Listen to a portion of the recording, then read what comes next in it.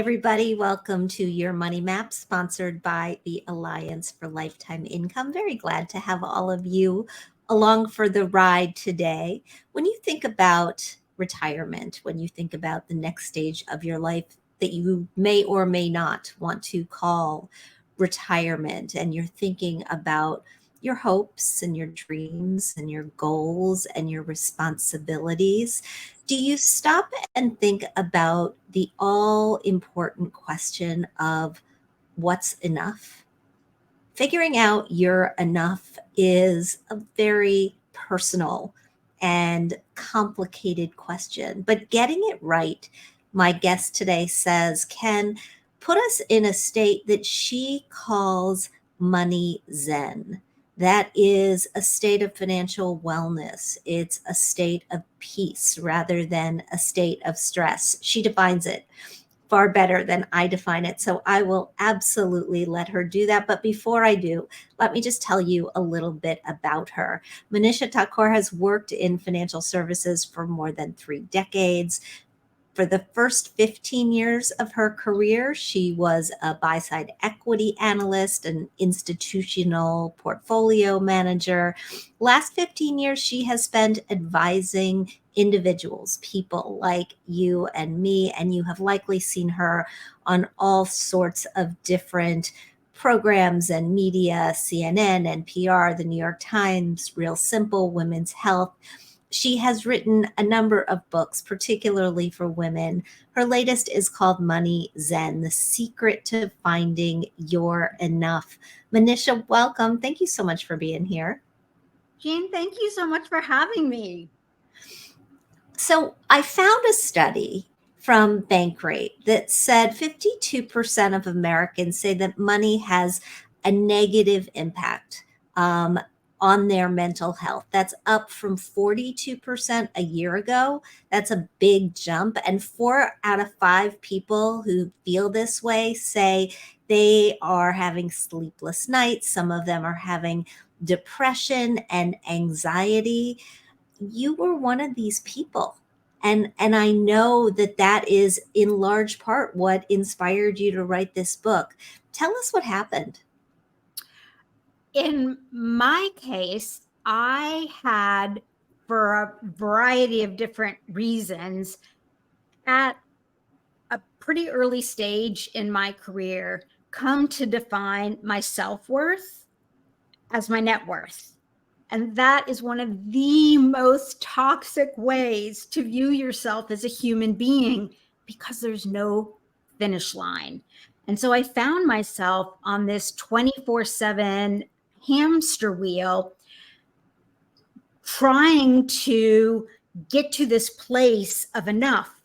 But whenever I hit that number, I think, no, that's not enough. I need another number. And it wasn't because I was trying to live a private jet lifestyle or drive a fancy car.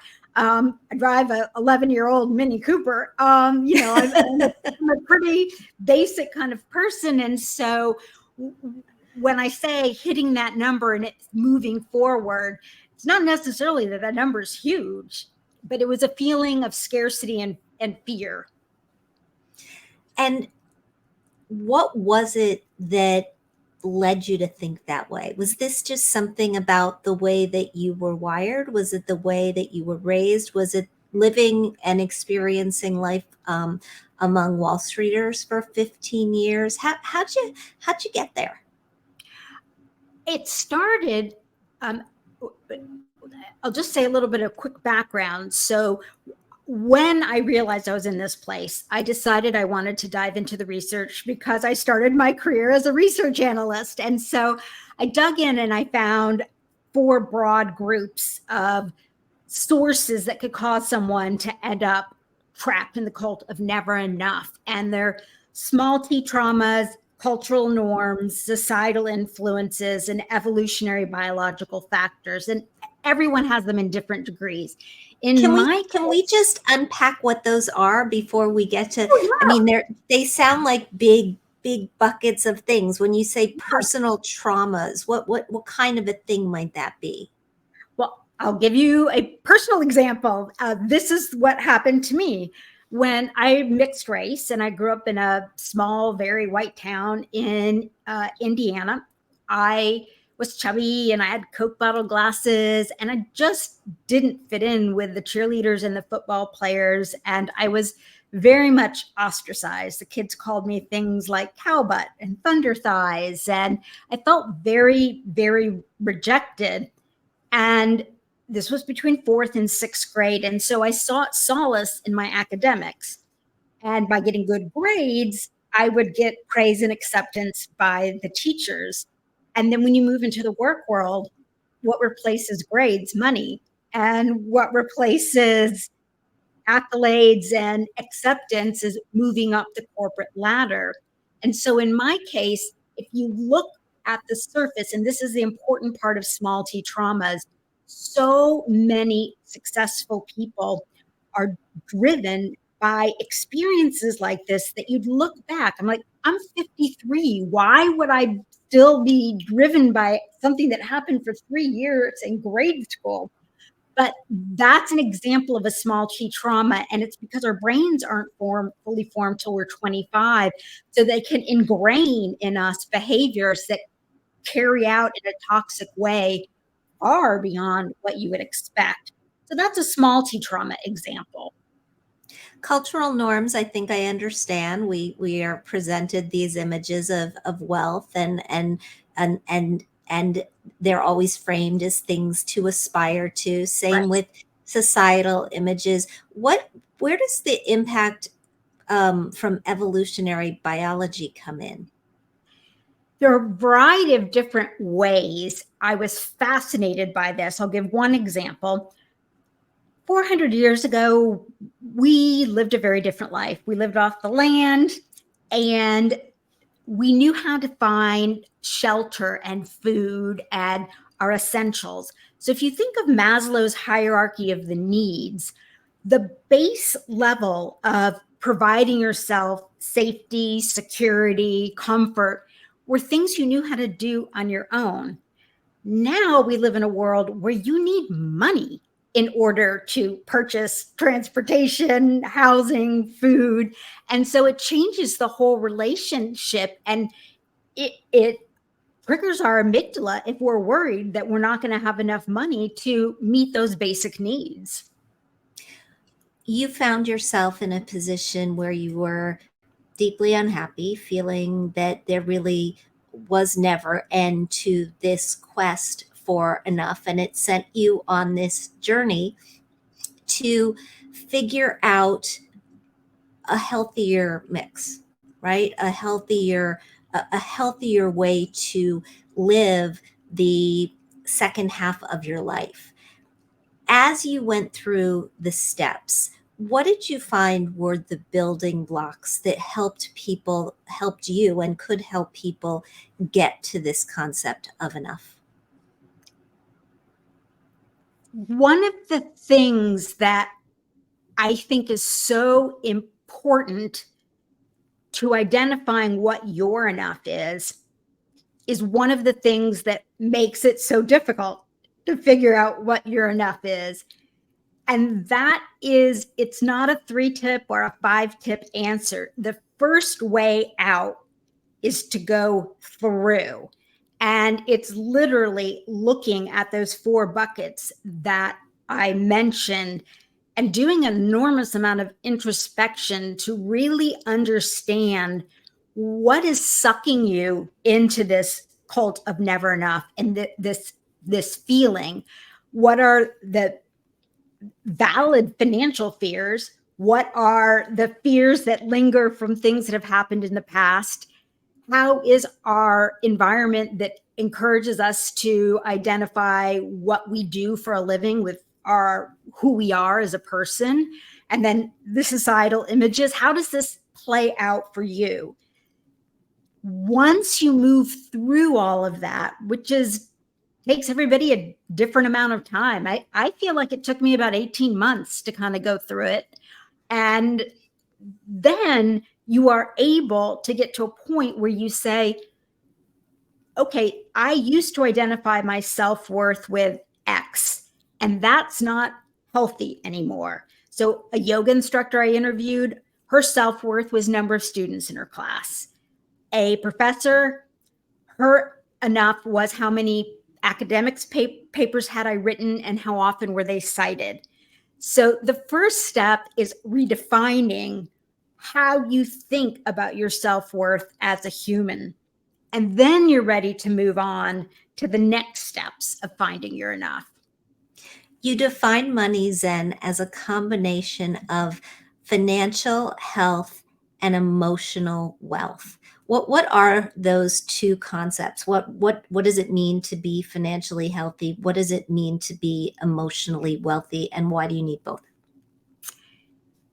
I define financial health as the ability to meet your current obligations with comfort, no stress, knowing you have something set aside for emergencies, because we know the one thing we can always expect is the unexpected, and having a plan and executing on whatever it is in the future you want to make sure you're setting something aside for, whether it's kids going to college, buying a home, retirement, it's up to you.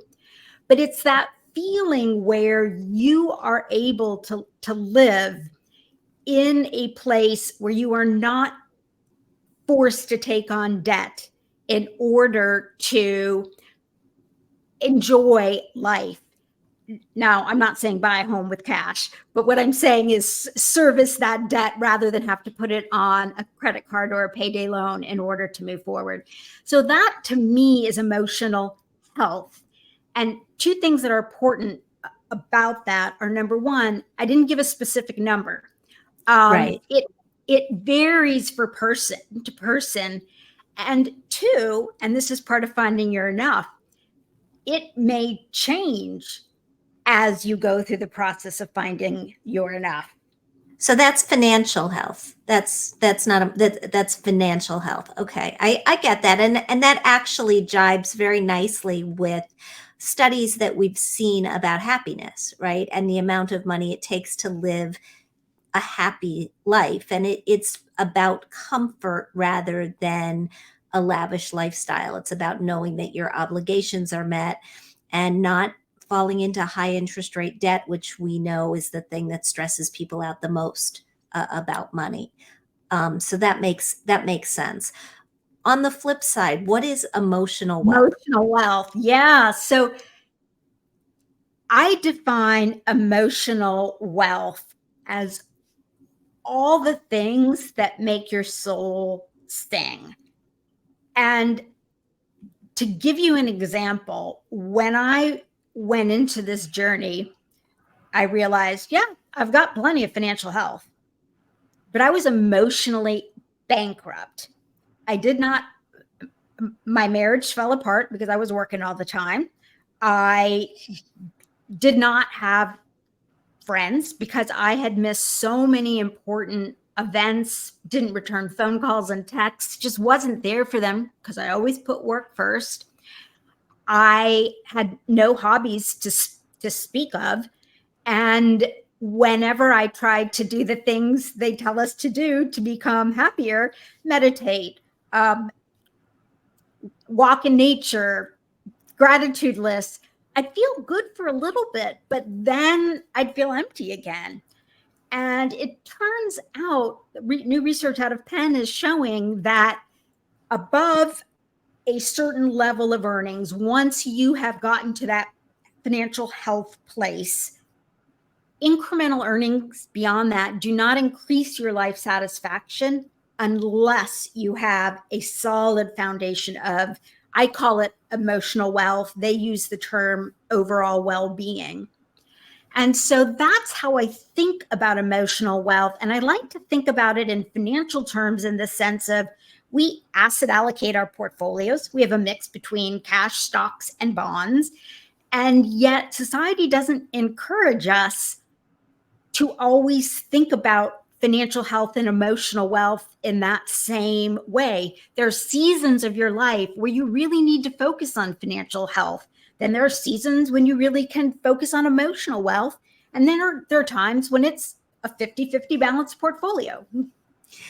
retirement, when you're dialing back on work, is, I think, one of those times where maybe you can lean off the financial health question a little bit, Mhm. and perhaps lean into emotional wealth, but only if you've set yourself up for retirement correctly. As you have looked at people in the different stages of their life, and as you look at yourself, I mean, we talk a lot on this show to people your age and my age, pre-retirees who are, in our 50s, early 60s, about how to set your financial life up in a way that you can have lasting health, that you're not worried at age 60, but you're also not worried at age 70 or 80, or if you happen to live that long, 90 or 100. In addition to taking this psychological journey, you're a financial planner. I mean, you do this stuff. What do you tell people about the financial component as you head into retirement or think about heading into retirement, and how is it different? The 5 to 7 years before you move into retirement are what I call the red flag zone. That's where you really want to start doing, or having an advisor help you do, the analysis to understand, given the wealth you have accumulated at that point, what kind of income stream can you pull out of your portfolio each year, adjusting it for inflation. And that then tells you what kind of lifestyle you're able to live. And for many people, it may not be the lifestyle that they had envisioned living in retirement, but understanding that number, and it's called your sustainable withdrawal rate, how quickly you can nibble down your nest egg. And there's another piece of it too, which is that you want to take into consideration taxes. Generally, you eat away at your taxable account first so you can allow your tax advantaged accounts to grow. But one of the things that I find the hardest for people to adjust to is this notion of not having a paycheck. Yes. And so it is identifying, do you need to have a stream of income? Do you need to have some type of annuity stream that you know is coming in to complement what you will be pulling out of your portfolio?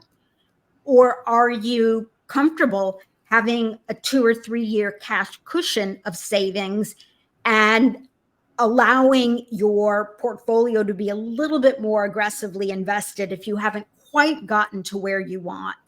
But it is the lack of a paycheck and the lack of planning in the red zone for how you are going to duplicate that paycheck, I find, that brings pre-retirees, no matter how much wealth they have, an extreme sense of nervousness and fear. Yeah, and stress, that first couple of non-paycheck cycles. And my husband retired from his job a few years ago, and I mean, he's fine, and he planned and he knew this was coming, but it was still not easy. And the fact that he has a pension, he's one of the few fortunate people to still have a pension, really makes a difference, because even though it's not the same as a paycheck, it's still a check every single month, which is why I've always liked the idea of using some sort of an annuity to cover at least your fixed expenses. Mhm. When we talk about the emotional equation, I mean, to me, I've got to say, and maybe it's because I've done the planning, that part of it heading into retirement is even more frightening to me, because, and I think I'm that person that you described at the top of the show a little bit. I grew up in Indiana, which I don't think you knew.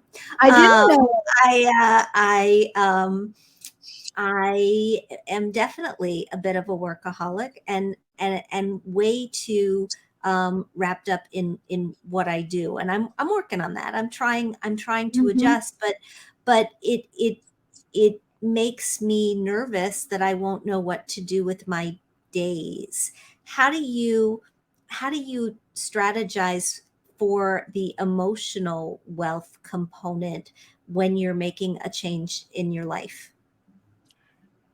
If you are like us, it's a very different situation than if you're somebody who has been consistently investing in that emotional wealth bucket all along.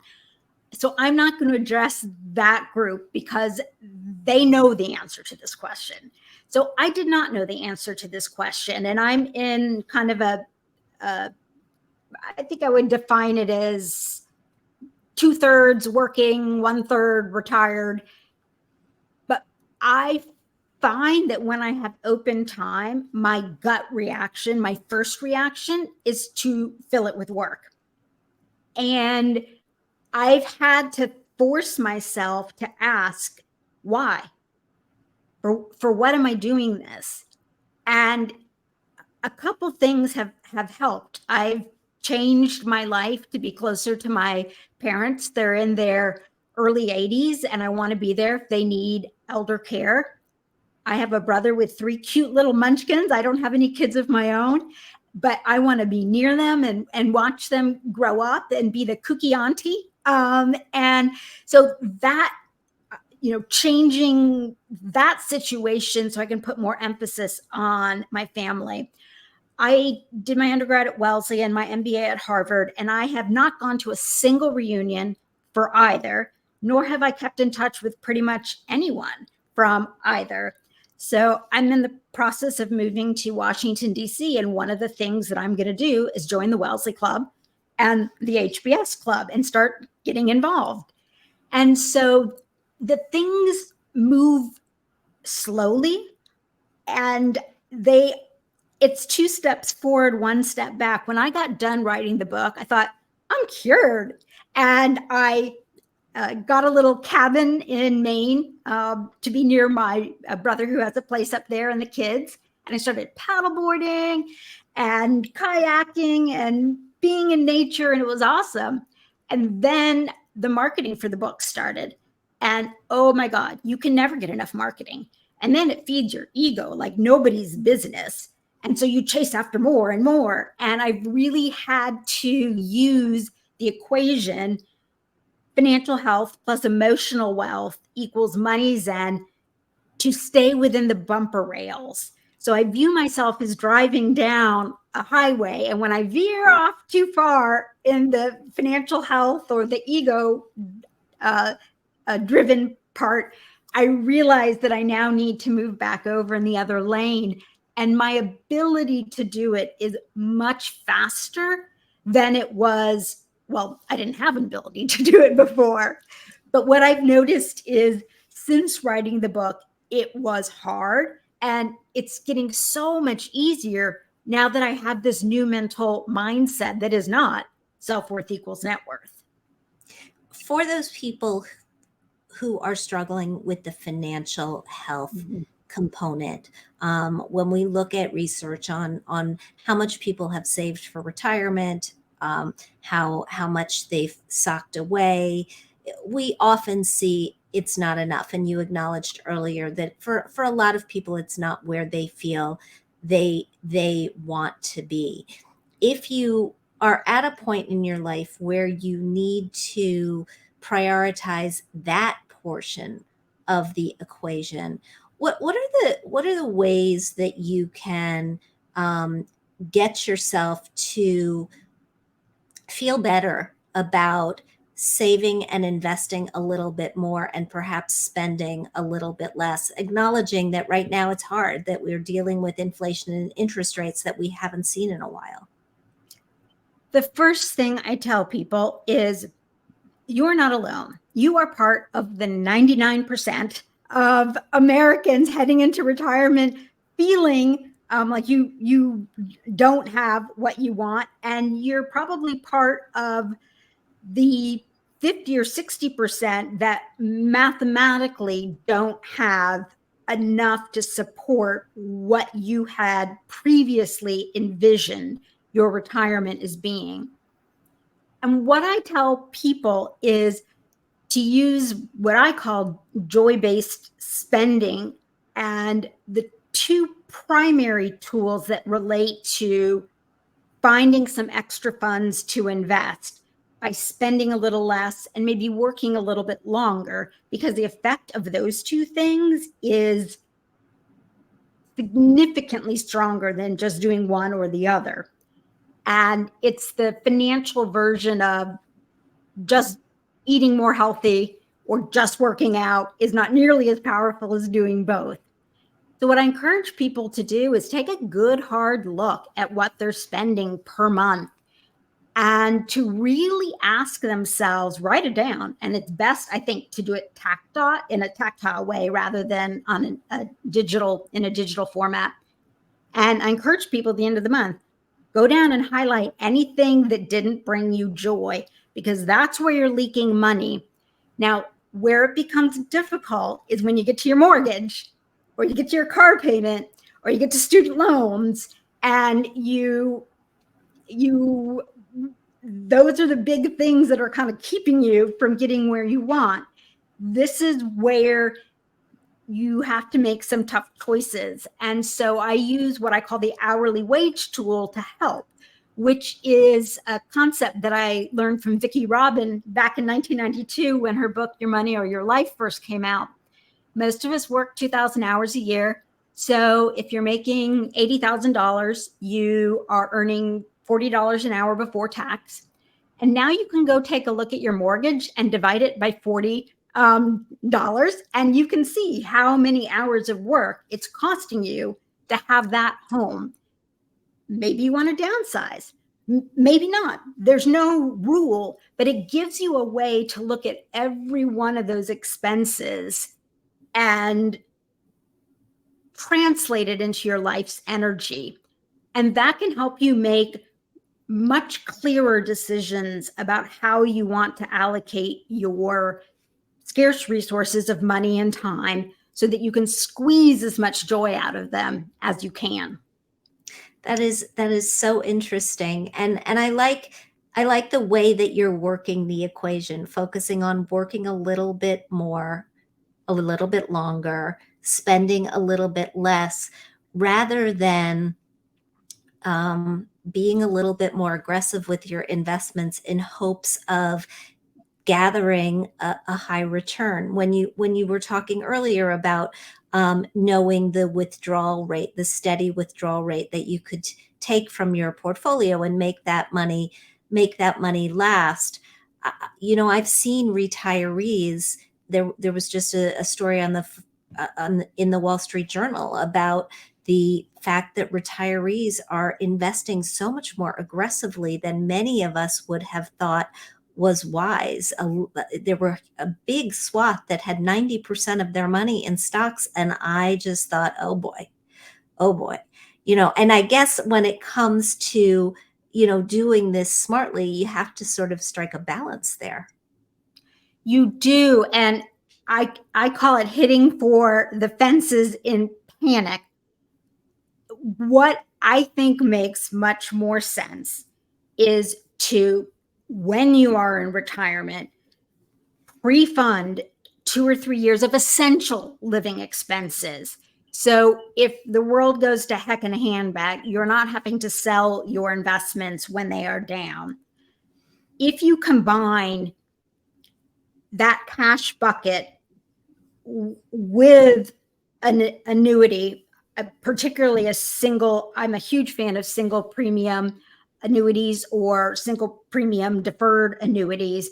So you've got some income coming in, you've got some cash set aside, then by definition, you can't put 90% of your money into stocks. And that to me is a more realistic way to think about it. John Bogle always said, put your age in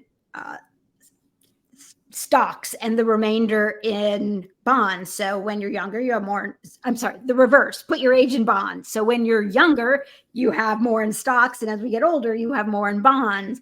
And so I encourage people to take a look at that. And if you're significantly off when you look at the totality of a balance, you really want to ask yourself if you can handle the worst case scenario. And the worst case scenario, if you look back in history, generally speaking, markets generate positive returns over a 10-year cycle. But to have really strong odds of having that equity portion grow after inflation, it's a 20-year cycle. So you have to be willing to downsize a lot if the next 5 to 10 years don't turn out the way you expect. It's a fascinating concept, and this whole idea that you could reach a point of Zen and stay there is really, really attractive. Do you find that as people get older, they find that they're not striving as much, that they're happier with what they have? Does this idea of reaching enough get easier? I had a very interesting experience when I was married. My ex-husband was 20 years older than me. We moved to a community in Santa Fe, New Mexico, where the average age in this community was probably 10 years older than my ex. And so I was watching extremely successful people settle into retirement. And I found 80% were taking such joy in hobbies, travel, grandkids, reading all the books you wanted to read, hopping on a Duolingo app, learning a language. I also noticed 20% clinging to their professional identities and struggling so hard to let that go. I wish everybody could hit Zen, and I would encourage the 20%, which I would have been had I not gone through this whole exercise, that are still clinging to the work identity, to ask why. Now that you have come out the other side, and I think you are through the difficult period in your life. Looking back, what are the couple of things that you would tell people, 2 or 3 tips as we wrap this up, to just get from here to there with as little agita as possible? The first step is to live within your means, because that drives everything else. If you live within your means, you're not accruing high interest debt. You are also not living like your friends, because almost no one lives within their means.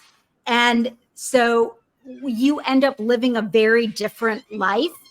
And if you are willing to do that and start setting aside 20% of your income for near-term, medium-term, and long-term savings right out of the gate, that will be life-changing right there. So I encourage people to do that. So what happens if you wake up and you're in your 40s and you haven't done that so far? That's where the joy-based spending tools come in, and you can start to reassess, because it's your spending that drives your ability to do everything else in terms of pay off debt, save for the future. And I think that other thing that can be profoundly helpful is an exercise that I've been doing with groups when I do keynotes or other kinds of things, where I ask people to envision, what would happen if $10 million dropped on your head after tax, and on the same day you got a diagnosis that you were going to die in exactly 10 years? What would you stop doing? What would you start doing? And think about that as a ruler for where you want to be spending your money.